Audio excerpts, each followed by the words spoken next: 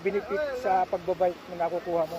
Outlet sa busy buhay, trabaho, puro papel eh. So nakaka-stress.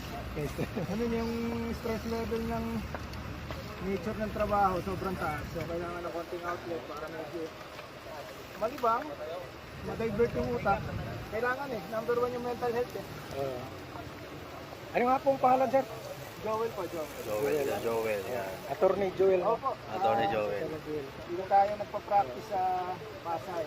Sige sir, invite po yung mga beginners na gusto mag-bikers. Yung gusto mag-bike kayo kasi unang-una, napakaganda sa health. Ang lakas magpapayat nito.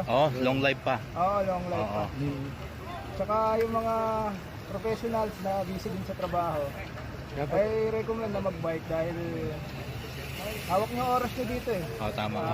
Saglit na oras, padyak na konti, balik sa trabaho. Pwede.